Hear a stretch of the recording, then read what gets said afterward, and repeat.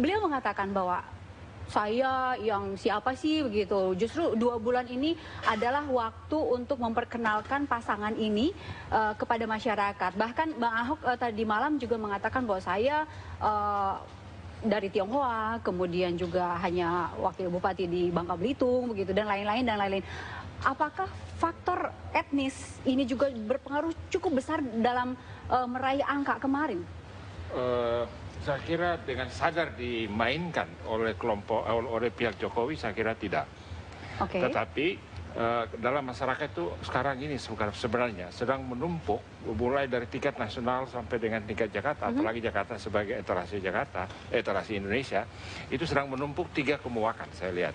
Pertama, kemuakan. Ya ampun. Kemuakan terhadap politik. Kotor, mereka lihat main-main semua ini orang-orang bukan ini. cuma jenuh lagi. Ya, kemudian berkaitan dengan politik, kemuakan terhadap parpol dan politisi. Okay. Dan kemudian yang ketiga adalah kemuakan terhadap pihak-pihak yang memainkan isu SARA, isu primordial, apakah itu ras, agama, dan suku. Nah, saya kira kelompok Foke membuat kesalahan pada saat memunculkan atau menekankan kebetawian dan keislamannya, malah ke-NU-annya. Nah, itu kesalahan besar. Karena dengan itu terus kelas menengah yang terdidik di Jakarta, memilih untuk mundur dan menjauh. Iya, menjauh. We don't like that. Nah, kemudian mereka perlihatkan ketidaksukaan itu dalam pilihan.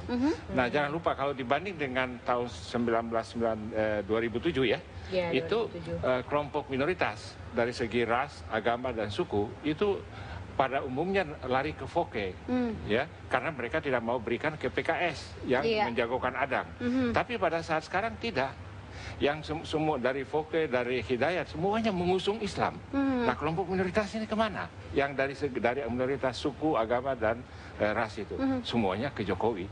21% yang dulunya tuh pergi ke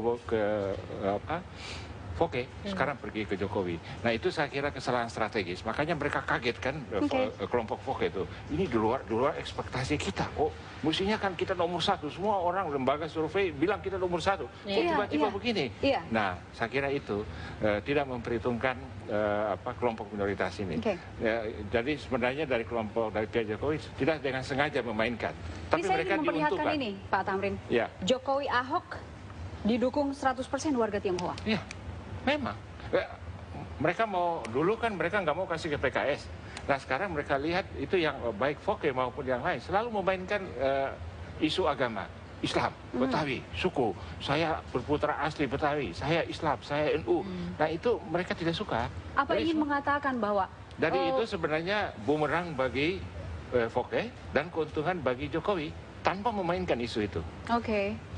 Masyarakat Jakarta mungkin melihat figur ya, tidak peduli dia latar belakangnya apa, yang penting figurnya ini bisa membawa Jakarta. Nah, sebenarnya ya, dalam 6 pasangan ini sangat jelas kok bedanya. Dengan cepat itu 6 pasang itu kita bisa tandai mana yang the good guys, mana yang the bad guys. Itu langsung kelihatan pada saat 6 pasang itu diumumkan.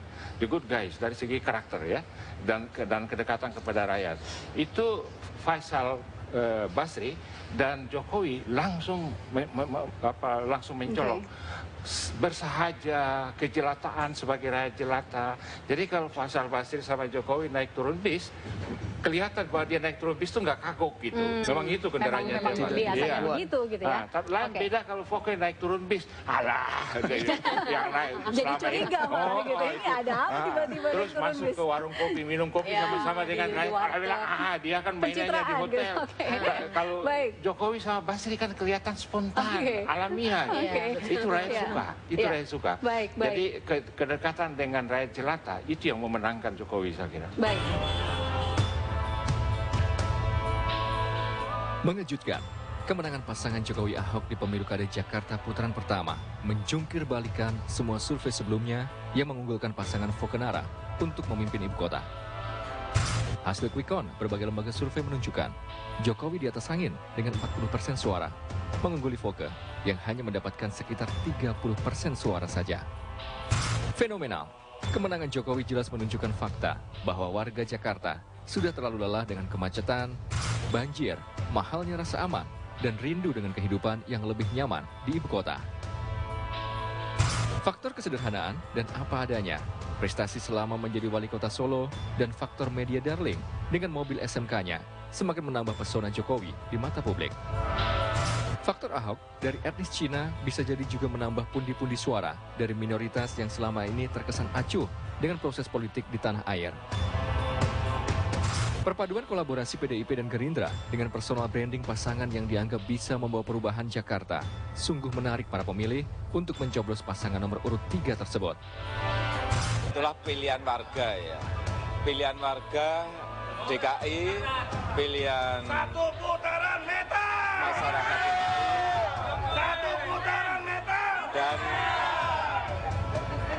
menurut saya itulah kemenangan hati dan nurani.